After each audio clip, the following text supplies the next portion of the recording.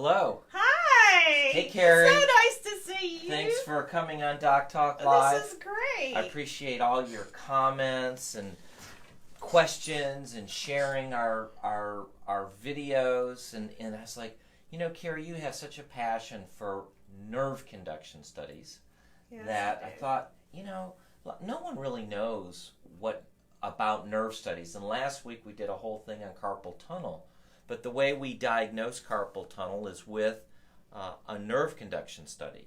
So I thought we would, demonstrate how it works, and then maybe you could tell us a little bit about nerve studies. Yeah, that's great. Okay, perfect. Okay, so the first thing when you, oh, this is scary. Wait a minute. this is our thermometer. Okay, all right. So we always want to get a good temperature. And you're 25, which it's normally cold. it's very cold. So if you ever go have this done, you want your hand warmed up. That's right. So that means my nerves are going to function slower than they would if they were warm. Yes. Okay. So. And so my temperature was what? 24 something. And you're looking for, is it 28? 32. 32. See, I don't even remember. I have Lillian now, so. Yeah, big time. Yeah. So, okay. So I'm going to wipe with some alcohol. And. Oh, can they see that? That's good. Okay. So we have 3 different electrodes. We have a ground. We have a recording, which I'm going to place on the thumb. That's your reference? Yes, that's okay. I'm sorry, yeah. Are we doing sensory first or motor? We can do sensory first. No, we can do motor. Okay. I'm motor, okay. So, and then we look for the APB, the recording electrode. So push up on my finger right now. Okay, so I get this confused. You can help techs get this confused sometimes. How do you know the difference of whether or not you're on the opponent's or... Yeah. I got a phone call, but I swear I turned that off. Yeah, you did. Okay. Okay, so can you explain the Thenar muscles? The oaf muscles? Oaf, yeah. The oaf muscles. So you have opponents, right? Mm-hmm. Opponents pollicis, which does that.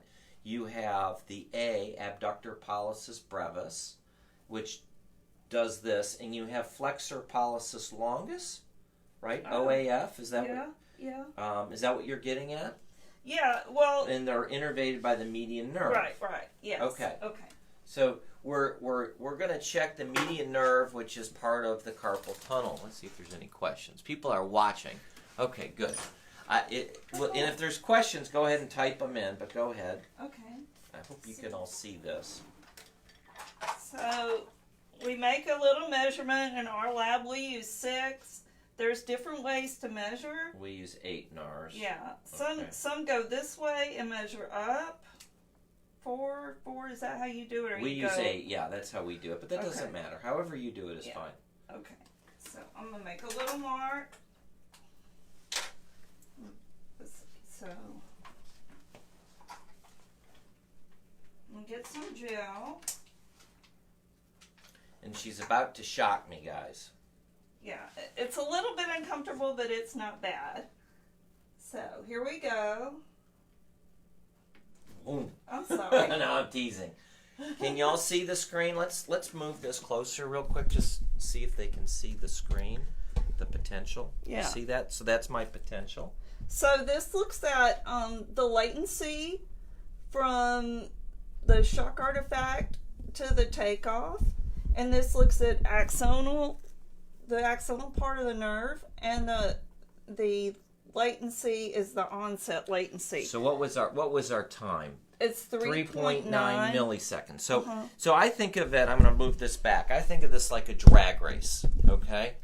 And how long does it take the current to go from point A to point B? And in my case, it took 3.9 milliseconds. Okay, so now... Which in our lab is abnormal. Okay, that's fine. And it's because remember, you're cold. I got cold hands. You're very cold. But let's compare it. I just want our listener, our viewers to see this. Now what do you want me to do? Well, do sensories? wouldn't you do ulnar? Okay. Would you do ulnar motor next? Yes.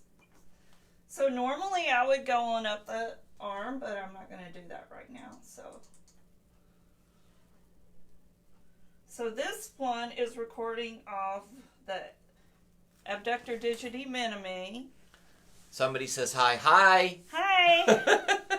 Let's see, push out on my finger. We're going right here. Okay. And then we measure 6.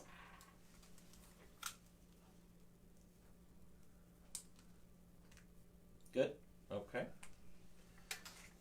And so what was I again on the median? Was it 3.2? 3.9. 3.9. 3.9. Okay. Let's see. Yeah, 3.9. 3.9. All right. Well, let's see what this one is. We'll see if this is a little bit prolonged as well. I stay cold. So It she's gets shocking longer. me. She's shocking me.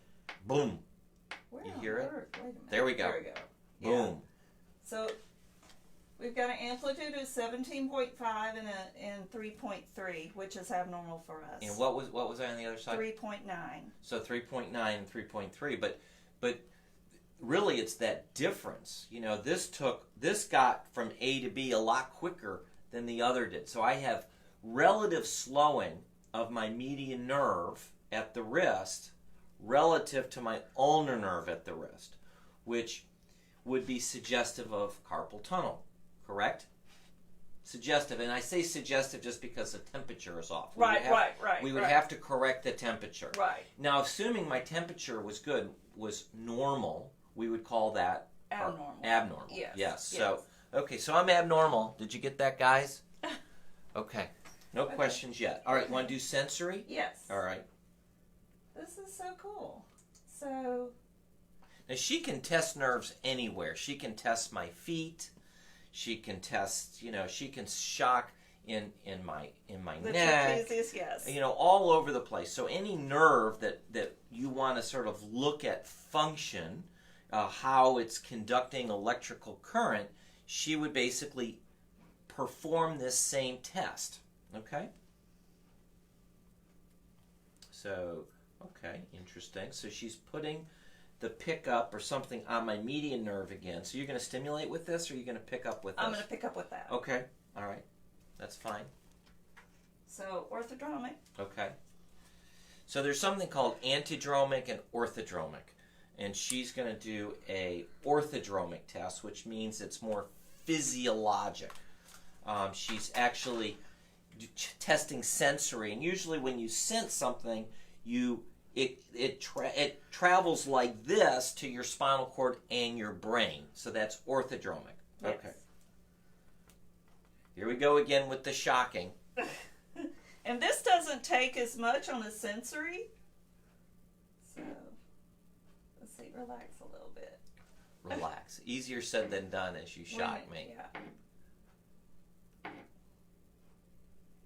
Okay. So You that's okay with our that? yeah. What did I that's get? 2.3? Yeah, it's a little bit abnormal. Was my peak latency? Yes. Okay. Yes, we don't do onset. All right. I'll let peak too. All right, we can do ulnar now? Oh, I was going to do second digit. Okay, second digit. Which I bet is really cold. Let's see, relax. I got a lot of artifacts. So we most commonly use this test for carpal tunnel, but we would also look for things like peripheral neuropathy or other nerve disorders. So it could be of any nerve. So we test all kinds of things. We're here at Princeton Baptist Medical Center. Yep, we're at Princeton today. And I'm in my room in my lab. Dr. Goodman has his own. So and we're both from accredited labs too. That's so cool. So this is a little bit abnormal as well. We do velocity. Mm-hmm. So 29.7, but the peak latency is 5.1. So without doing it, I just want to mention, like, another common test you do would be to stimulate around the elbow, because people sometimes get a lot of entrapments, not just in the wrist, called carpal tunnel, but at the elbow, called ulnar neuropathy at the elbow, or cubital tunnel syndrome. Right. And then we mentioned peripheral neuropathy, which is very common in diabetics. Yes. Right? Yes. And in there, what's happening is the nerves are not getting enough nutrition, and they are dying basically from the extremities on up. So we tend to see peripheral neuropathy present in the feet sooner. Is that a question? 3.0 greater means the nerve is not responsive. At what rating is denervation or total loss at function? 3.0 or greater means the nerve is not responsive. That's not actually right. So 3.0, ours is 3.7 or greater with a nerve that's warm. But let's see. So I think the way I would say it is if we're talking about latency, okay, if it's past a certain number, and it depends on the lab, but let's just use the number of 3 milliseconds. If it's longer than 3 milliseconds, it means that this nerve is conducting slowly. And it could be conducting slowly because of disease, which would probably be to the myelin or the coating of the nerve, okay? Or it could be conducting slowly because my hand has been in an ice bath for the last 2 hours and my nerves are asleep that way and the current is not going through. So besides the latency or how long it takes the nerve to get to from point A to point B, we look at the amplitude. And the amplitude is like a measure of the robustness of the nerve. And so if the amplitude is really, really big, that means the axons are working, that's a good working nerve. But if the amplitude is really small, then the axons, the main component of the nerve, may be dying. So we look at two things. We look at the latency, how long it takes for the drag race to occur, and then we also look at the amplitude. Now, when your hands are cold like mine, your amplitude is actually going to be big. Right.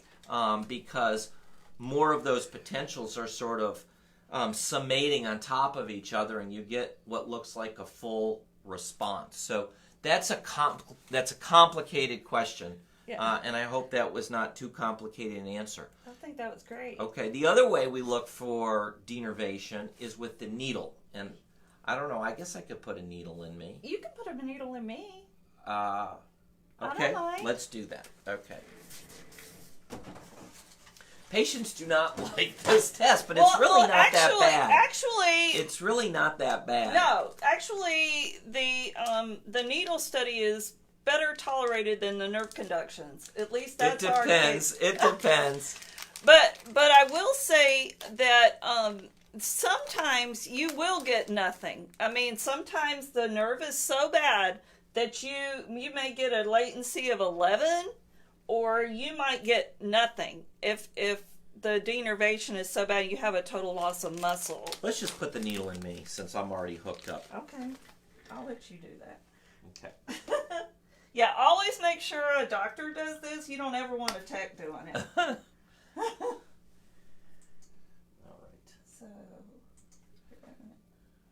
So I'm changing my screen.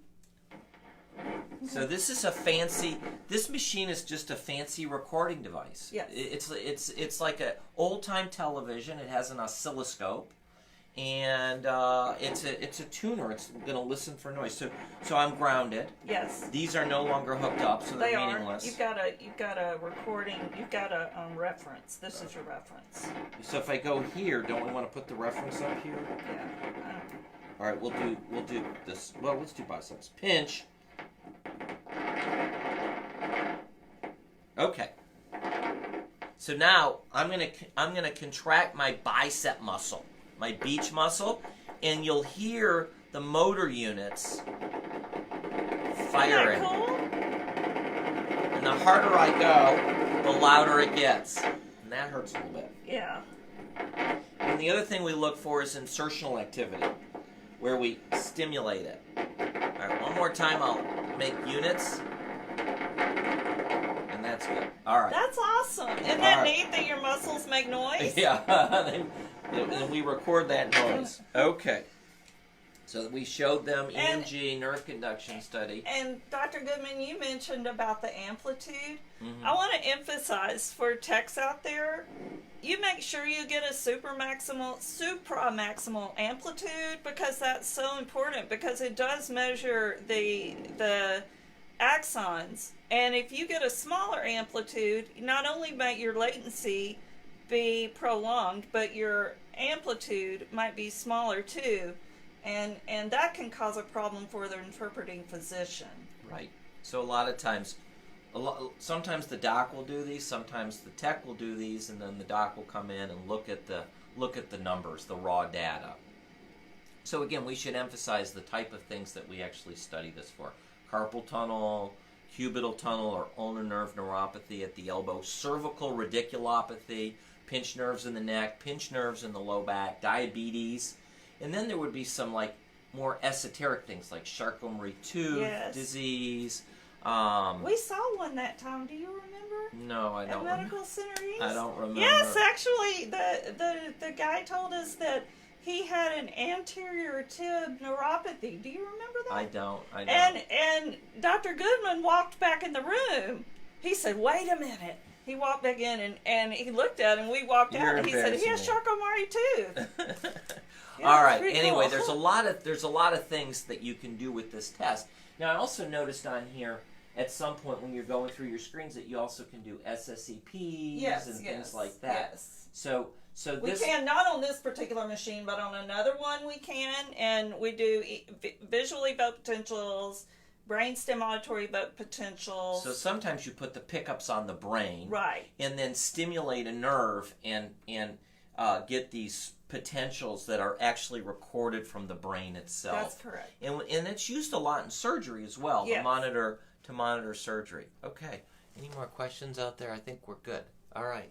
Well, super. This has been awesome. Carrie, there's more stuff. I know there's other stuff you could talk to me about, like politics and and as it comes to healthcare. But as things come up, I really appreciate your passion for this. Thank you so I love much. nerve conductions, as so many techs do. So, thank you. Anytime. He's always a great teacher for techs. Thank you, guys. Appreciate Bye. y'all listening. Bye.